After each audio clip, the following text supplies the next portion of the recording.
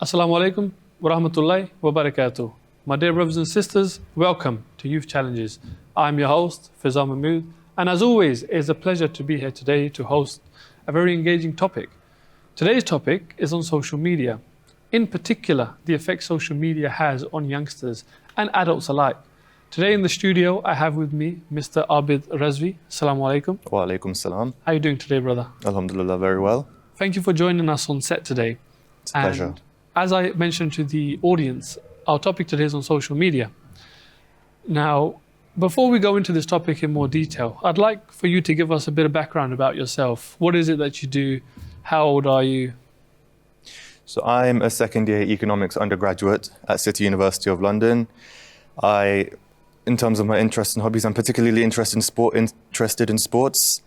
I'm not addicted to social media, so I have quite a bit to say about it today. That's brilliant. So we have someone who is not addicted to social media to come and tell us about social media, which is perfect because someone from an outside perspective can see how bad something truly is. Now, you mentioned you're into sports. What kind of sports do you play? Mainly cricket. You play cricket? Cricket. So, this is something we didn't speak about backstage because now we have a lot to talk about. So, without further ado, let's go into our topic today. Social media. What is your understanding of social media? What is it? Social media, I feel, is a double-edged sword. It's got its pros and it's got its cons. In terms of pros, you could talk about the fact that it has become $1 billion industry. It's become a marketplace, influencers, businesses, advertising, all sorts. But in terms of the cons, it has severely impacted the younger generations, causing social anxiety, depression, mental health issues, eating disorders, and even suicide in many cases. Yeah, no, it's brilliant that you mentioned that at the start because there are a lot of pros and a lot of cons to social media. And for the purpose of this episode, not to be pessimistic, but we're going to focus on a lot of the cons. And one of which I would argue is the fact that it is very addictive.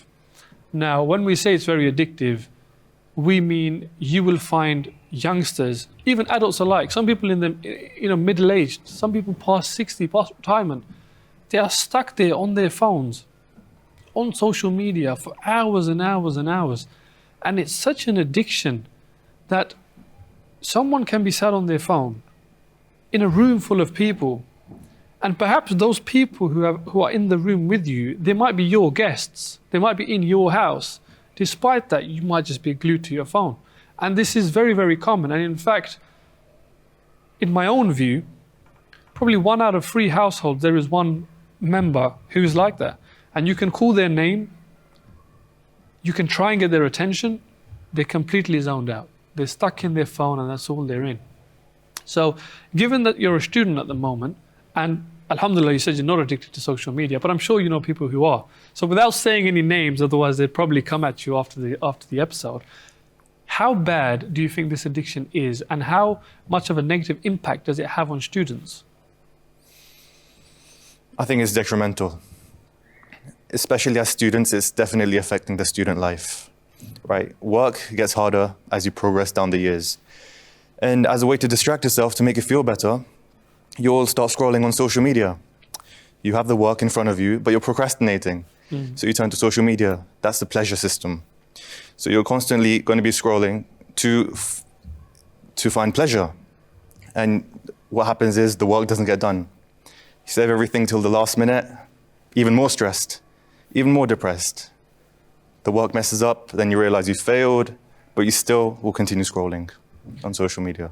That is a good point. You still will continue strolling. And that's exactly what happens.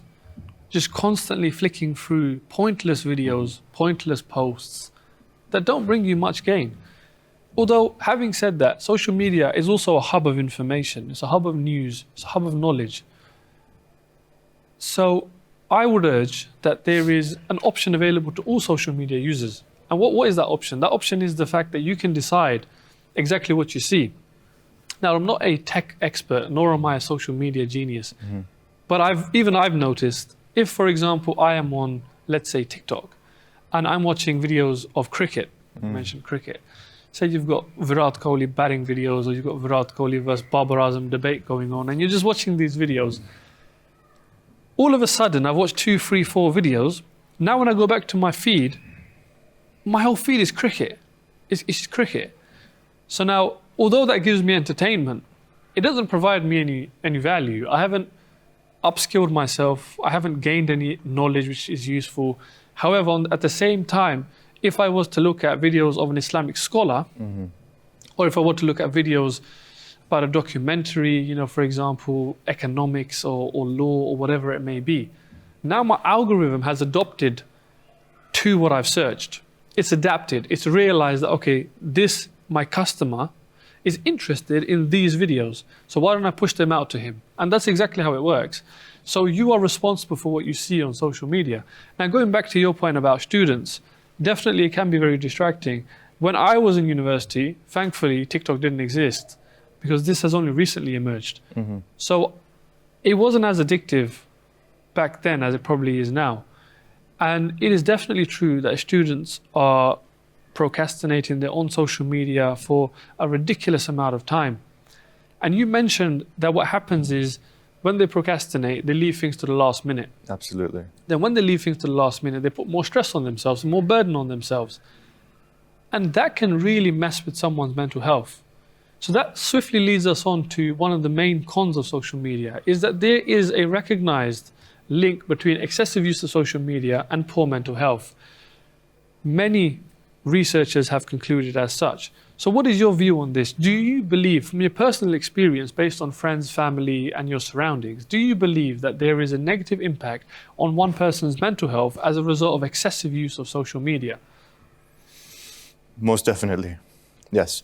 Actually, if you look at the scientific understanding of what social media is, it's like any other drug. Now, the thing with drugs is that the more you take it, your threshold for pleasure increases. So what you enjoyed yesterday, the amount of social media you enjoyed yesterday, you won't enjoy it tomorrow. You need more social media to actually feel fully satisfied. And what actually happens is, it's actually called the pleasure and pain system. It's a mechanism in our bodies. So the more pleasure you have, the more severe and long-lasting the pain will be that follows. So pain will be in the form of work, right? Work is the pain. And it happens vice versa as well. The more work you get done, i.e. the more pain you endure, the more pleasure you will have. So that's what students and youngsters don't understand today, that they don't realize the reason why they feel so depressed, so dismal, is because of excessive social media use. It's the increased amount of pleasure that they have from it. Definitely. And would you say that social media creates a false sense of an impression on youngsters? Now, what I mean by that is, in my personal view, I've seen some youngsters on social media. Allahu Alam, some of them may be very successful, but some of them, on the other hand, may not. And what I mean by that is, you can see a 21-year-old, a 20-year-old on social media wearing the most lavish clothing, driving the most lavish of cars, constantly out of the country on holidays, and proclaiming that they are a businessman or an entrepreneur. Now, like I said, some of them may well be, but the issue therein is the fact that they might be making someone else who's the same age feel like they've not accomplished enough, or that what they're doing is a waste of time. Now, for example, there may be someone who is 17, 18-year-old and he started his own business of some sort. Perhaps it's an online business, perhaps he's a retailer. Drop shipping is very common these days, or Amazon selling. Say that is his trade. He's managed to excel in that trade. So now he has a very lavish lifestyle which is funded by his business. There might be someone of the same age who's going to university and who's studying and struggling with his studies, doesn't have a job, or may have a part-time job, very minimal income, and he's not very happy with his circumstances. Now, that can make that person feel very insignificant. So would you say that this false sense of impression has caused youngsters to suffer from this misconception, or this lack of confidence, or this lack of self-valuation? Social media, it's an exaggerated reality. It's like any other movie that you watch. Movies are at most unrealistic. When you watch social media and you see these influencers driving lavish cars, living in mansions, a lot of the time it's not actually real. And now the one watching, a young 15-year-old from a different side of the world, is watching this, And now he makes that the definition of success. And he feels that he has to be as accomplished at that tender age of 15. And if he doesn't, he'll feel worthless. He'll feel miserable. No, that's very true. And that's exactly what the problem is. And there are a lot of people who are pushing that on social media. Now, one thing I wanted to mention is Allah subhanahu wa ta'ala says in the Quran, if the majority of people are doing something, if you follow what the majority are doing, you will stray from the straight path. Now that is a very significant statement from the Quran. And the reason being is, in all walks of life, if the majority of people are using social media and they're using it irresponsibly, and the key word there being irresponsibly, because like we said, there are some benefits. If majority of people are using social media irresponsibly and you join that crowd, you are leading away from the straight path. Now, what does that mean exactly? That means perhaps you're looking at what someone else has and you feel like you don't have enough. That, in essence, means that you are being ungrateful. You're being ungrateful towards the bounty that Allah subhanahu wa ta'ala has bestowed upon you. The food, the rizq you have, the wealth you have, your health. Regardless of whether or not another person is got more money, driving around in lavish cars in the Middle East, or whatever it may be that you're seeing on social media, for you to look at that and feel that you have underachieved, if it motivates you, that's one thing. But if it just completely brings you down and you feel, oh, why does he have that but I don't? That then falls into the realm of ungratefulness. Likewise, back to the statement from the Quran I mentioned, if the majority are doing something and you follow that majority, you will stray from the straight path. Now, social media is very, very notorious and dangerous for one thing in particular, and that is zina of the eyes. You've got a lot of youngsters on social media flicking through for hours. And what are they watching? They're watching absolute filth. They're watching videos of women who are half naked coming up on their feeds, and they're flicking through for hours. Now that, without realizing, these youngsters are committing zina of the eyes. And not just that, they're addicted to it. They're constantly watching it. They're constantly watching it. And Rasulullah ﷺ said to his companions that the biggest fitna for men is women. The biggest fitna. And living in the West, being Muslim, it's already a difficult position. Reason being, you've got movies, cinemas, you've got newspapers, you've got adverts, you've got billboards. You can watch a YouTube video of an Islamic scholar and an advert can pop up. I kid you not, and an advert can pop up in which there is fitna. And this is the reality of the day and age we live in. So that puts a responsibility on us to ensure that we protect ourselves, we protect our eyes, we protect what we are seeing, we save ourselves from this fitna. And I would urge the youngsters to do so. And like I mentioned earlier, if you're watching cricket videos and you're searching cricket videos on your algorithm will bring that to you. Likewise, if you're watching fitna, your algorithm will bring that to you. So you've got to be very, very responsible about what you're doing on social media. On that note, I'd like to ask you, Abid, what are some other negative impacts that this particular issue can have? For instance, if you're addicted to social media and you're addicted in particular to watching fitna, what influence can that have on a youngster's life, aside from the Islamic side? Aside from the Islamic side, you've got the psychological impacts, right? This youngster, 5-10 years down the line, he's going to get married in the end. Now, if he views women half naked, right? Really beautiful, but kind of exaggerated as well through filters and Botox surgeries, right? When he eventually gets married to the right woman, he'll be expecting all of these things in her.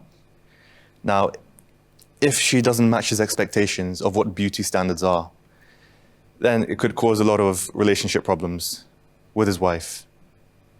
Definitely, and it definitely can. That term you use there, setting expectations, that's what social media is very guilty of. It sets expectations in many, many ways, and that is just one of them. And it, no doubt, it must be causing detriment to marriages, to relationships. And earlier on, we mentioned that social media is addictive. How damaging is the social media addiction to social interactions? So, for example, forming relationships, forming friendships. I firmly believe that excessive use of social media has an impact on a person's character and their ability to communicate with other people. Because if you're spending most of your time on social media, as opposed to talking to real life people, you're definitely not doing your communication skills any good. And that is what I have found. So in terms of your personal view on that, do you believe that excessive use of social media can cause people to become less sociable? Absolutely. Yeah. Social media, right? The new method of communication is digital now, right? You communicate with your fingers. And as a result of that, when you actually go to meet real people, even your family members, you will not be able to take words out of your mouth. You'll struggle.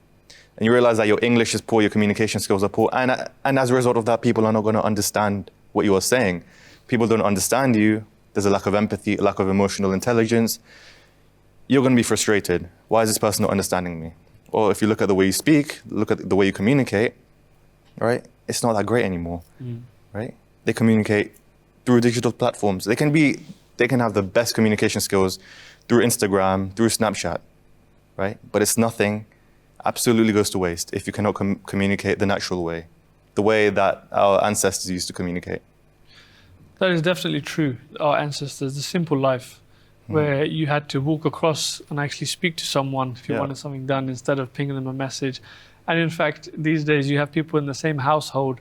One will be in their bedroom, one will be downstairs. Come downstairs and eat. Food is ready.